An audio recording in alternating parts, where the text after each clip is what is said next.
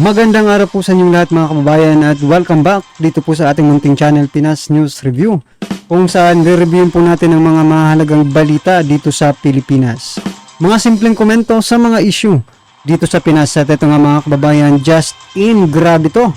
Sumabog na si Gibo Teodoro, PM Mayor General Kinaladkad, PCSO, Raffy Tulfo, First Lady Lisa Tamba. Yan mga kababayan, ang ating alamin mula po rito kaya Pinas News Insider.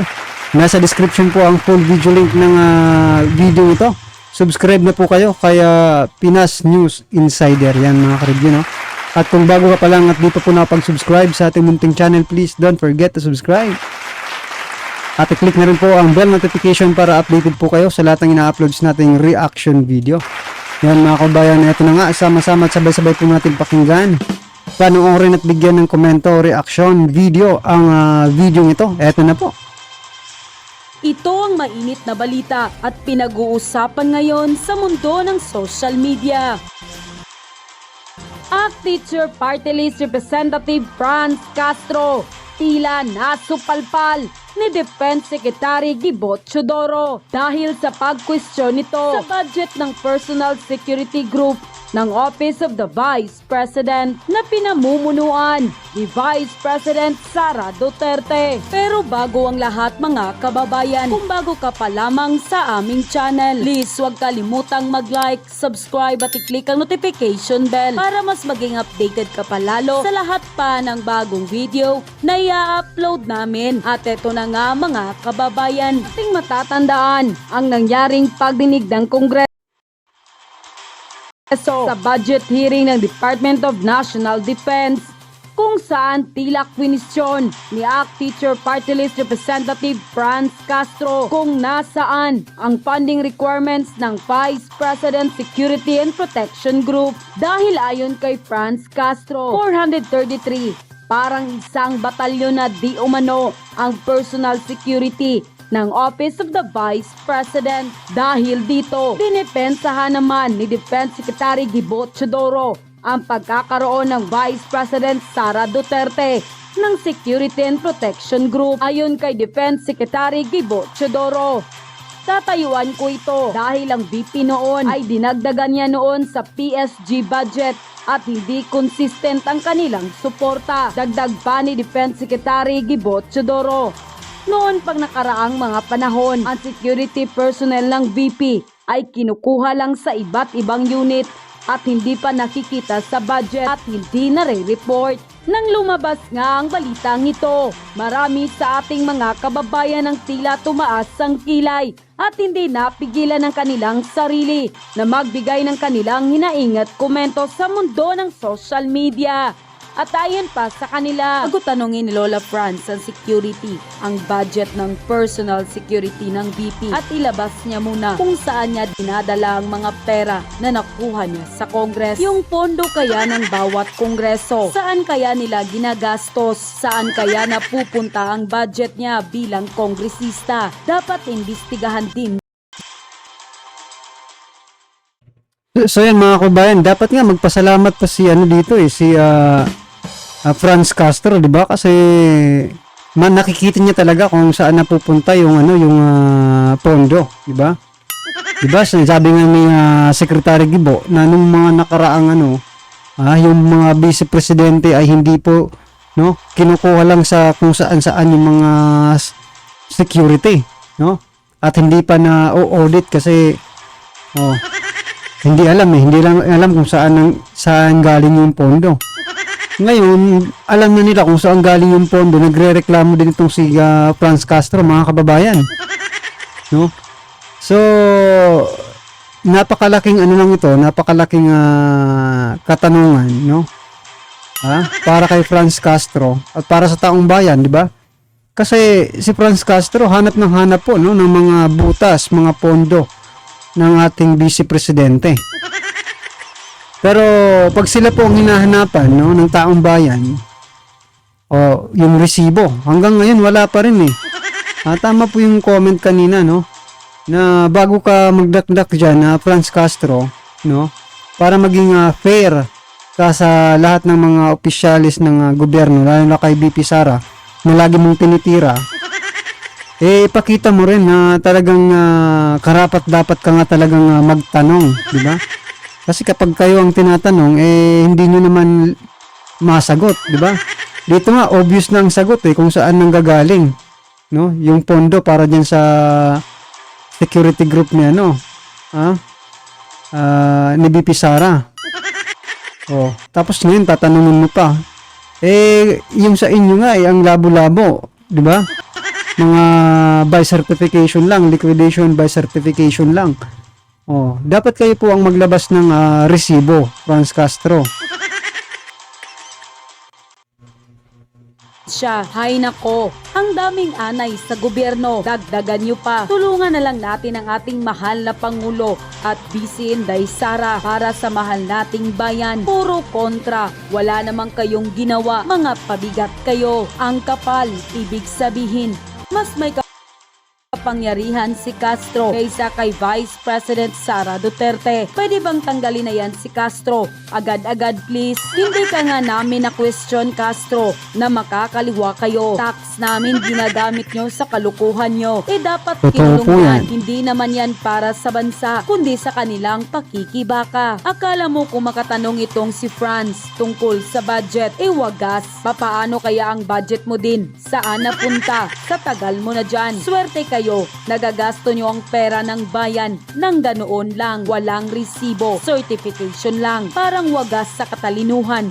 Unga-unga naman kung mag-English, mag-Tagalog ka na lang kaysa utal-utal ka sa pag-English. Ang gabi dyan, si Romualdez, kasi pinabayaan niyang ganyanin ang Vice Pres. Gamit na gamit ang makakaliwa. Sinakyan naman ang makakaliwang pagkakataon. And call.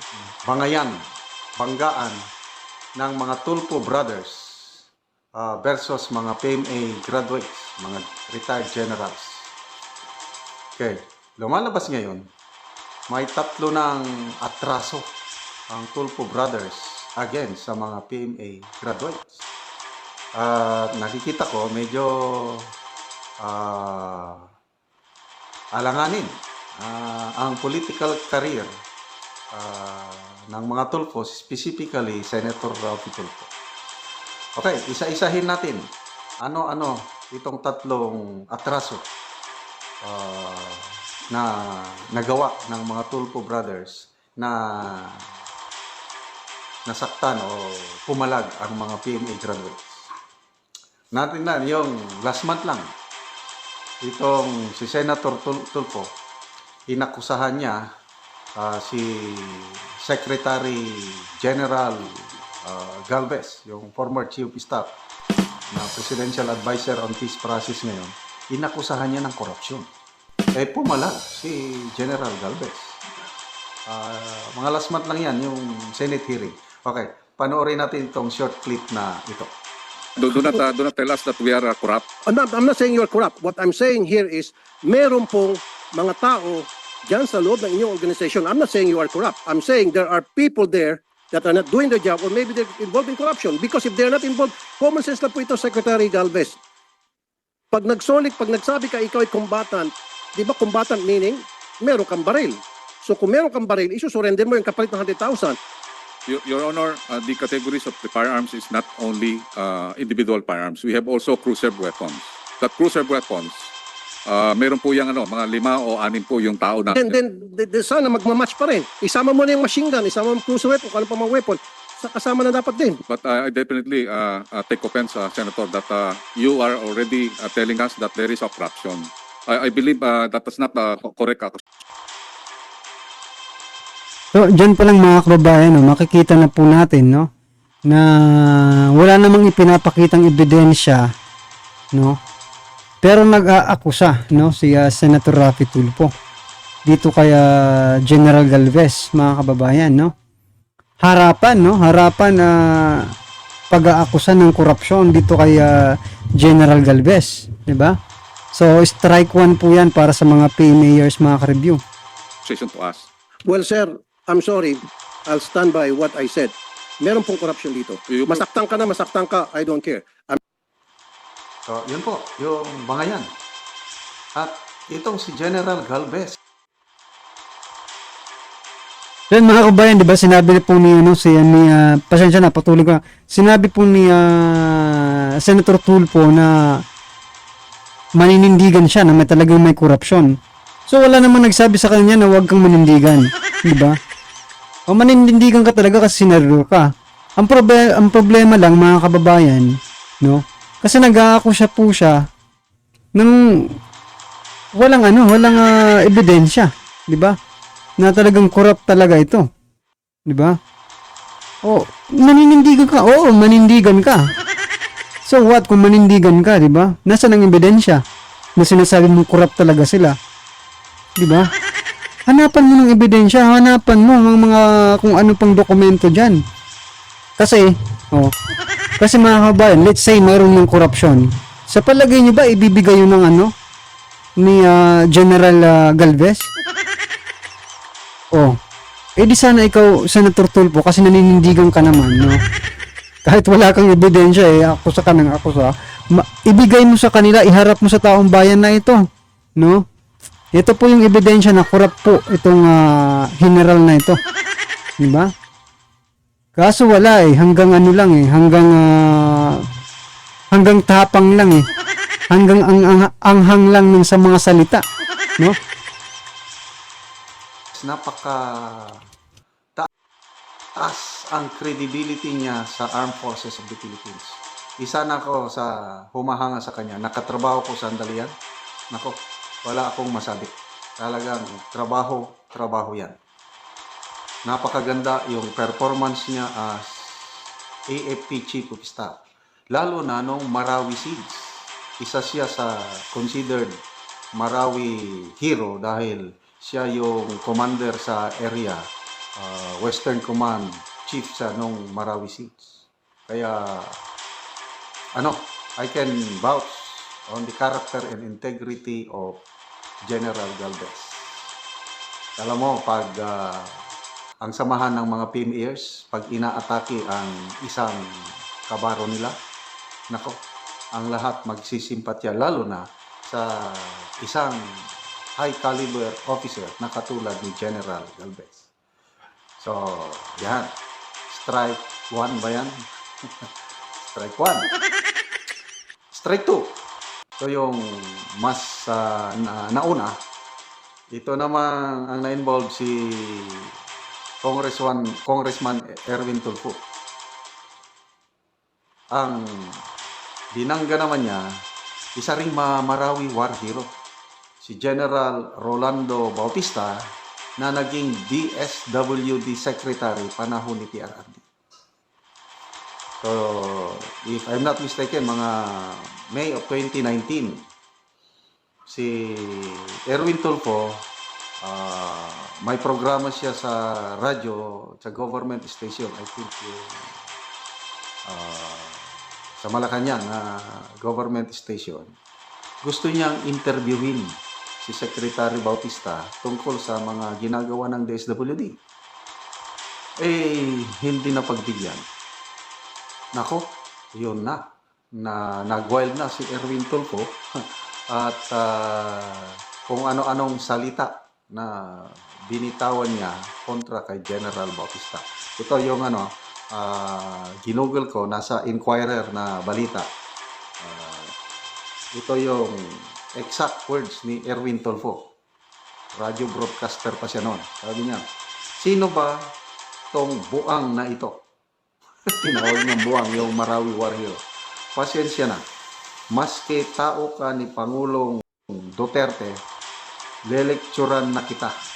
Listen up and listen good. Yun. Grabe mga kambayan, no? Grabe po talaga yung tingin ng mga Tulfo sa mga sarili nila, no? Para silang mga isipin mo, lilecturean mga karibyo. Sino ba sila para mag-lecture sa ating armed forces, di ba? Sino ba sila? Sino ba sila para lecturean ang ating sandatahang lakas, di ba? Lalo na po itong mga sumabak sa digmaan, mga kababayan, dapat nga po kanilang inirerespeto yan Pero ito, grabe po ang mga tingin nila sa sarili nila di ba? Kung magsalita talaga, pansinin nyo na lang mga kababayan Maski po hindi sa ngayon, maski po hindi ngayon sa Senado o sa Congressman, di ba? Kasi dalawa naman sila. Maging yung mga broadcaster pa sila, mga karabina, hanggang ngayon, di ba? Diyan sa programa nila. Para talaga silang mga ano eh, ha? Kung anong sabihin nila, dapat yun eh. Ile-lecturean, ha? Naku mga kababayan, nakakapanggigil po yung le-lecturean nila yung isang war hero, no? Ha? Bakit? Na-experience nyo ba yung na-experience nila? Di ba? Na kung makapagsalita kayo, grabe. Ano pa? Meron pa. Tinatawagan ka namin para marinig ng kababayang mahihirap ang stand ng mahirap. Hindi yung sasabihan nyo kami na sumulat muna kayo 5 days before. Sino ka bang punyeta ka na kailangan ko pang sumulat sa iyo? Sagutin mo yung telepono mo dahil secretary ka ng DSWD. Gustong marinig ng mga kababayan natin anong nagagawa mo para sa kanila.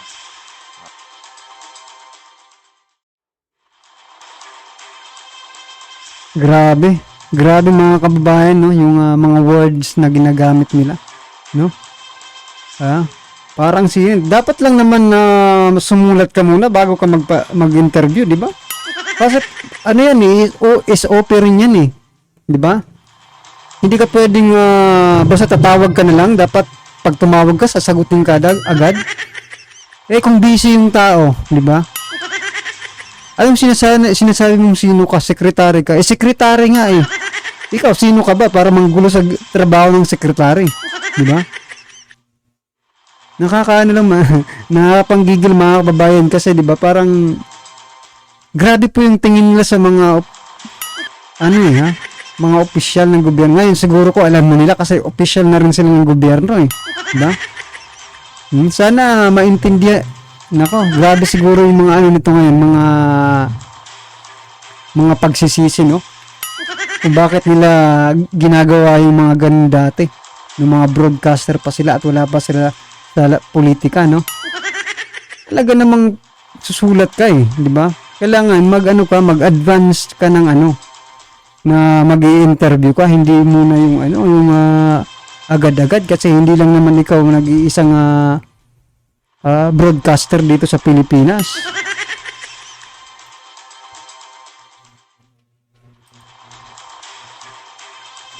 No? Tinawag niyang buang, tinawag niyang punyeta ang isang DSWD secretary at the same time Marawi War Hero.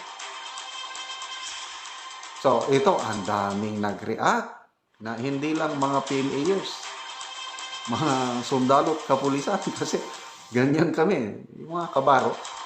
Pag inaatake ng kabaro, masasaktan ka. Ako, nasaktan din ako nitong kasi hindi ko nakasama sa trabaho si General Bautista. Kailang yung pamangkin ko, naging tauhan niya. Sabi nga, napakabait na opisyal yan. Uncle, sabi ng pamangkin ko. So, napakabait itong si General Bautista na trabaho lang. So, ganun. Isang radio broadcaster ng government station, ang tapang na hindi lang napagbigyan sa interview, tapos tatawagin niyang buang, punyeta ang isang general at DSWD secretary. Kaya grabing batikos sa mga Tulfo brothers noon. Then later on, nag-apologize si Erwin Tulfo. So, mas maganda pa itong Erwin Tulfo kay nag-apologize. Ito ngayon, pangatlo, ang kanyang kapatid, si Senator Rapi Tulfo. Ito yung mainit na issue na ngayon, sa ngayon, kasi siguro ang mga PMEs napuno na yung nangyari kay General Bautista, nangyari kay General Galvez, tapos ito, nangyari sa isang war hero din, ordinary soldier lang, private first class sa Kanlog, na tinawag ni Senator Tulfo sa kanyang programa sa Radyo TV. Duwag. Tinawag niyang duwag ang isang sundalo na dahil doon, napektuhan siguro yung sundalo, namatay yung sundalo sa labanan. Kaya yun na, grabe na ang pagbuhos ng emosyon, galit ng hindi lang mga PMAers, kahit mga active and retired soldiers and policemen, pumirma na sa manifesto condemning itong irresponsible remarks ng isang senador na tatawagin mong duwag ang isang sundalo na nandun sa labanan mismo at namatay sa labanan. So, yun po ang tatlong atraso.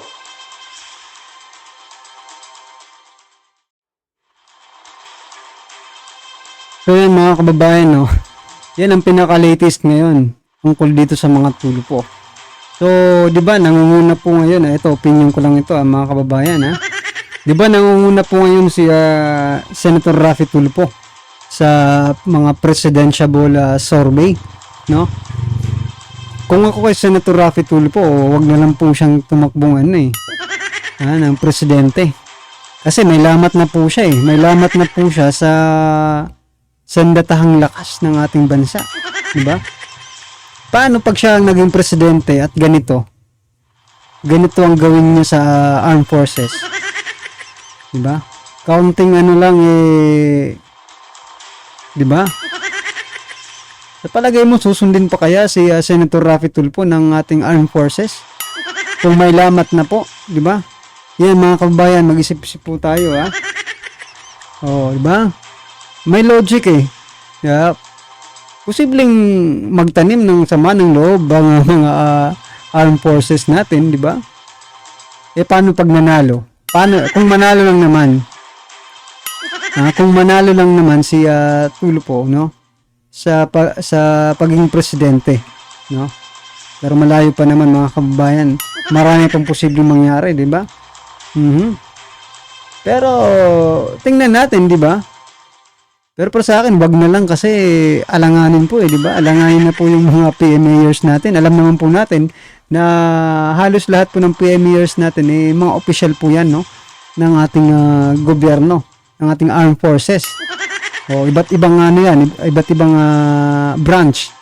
May police, may fire, diba? Pwede silang pumasok diyan. Army. Marami pang iba. Kaya grabe, di ko maisip kung mayroon tayong presidente na hindi sinusunod ng armed forces, diba? Well, anyway mga kababayan, yan po ay isang opinion lamang at kung kayo, alam ko, mayroon po kayong mga opinion at komento patungkol po sa video ito. Yan, i-comment na lang po para at alam po ng ating mga kababayan kung ano man po ang inyong nararamdaman patungkol po sa video ito, right? Kung bago ka pa lang at dito po nakapag-subscribe sa ating munting channel, please don't forget to subscribe at i-click na rin po ang bell notification para updated po kayo sa lahat ng ina-uploads nating reaction video. Yan, maraming salamat po.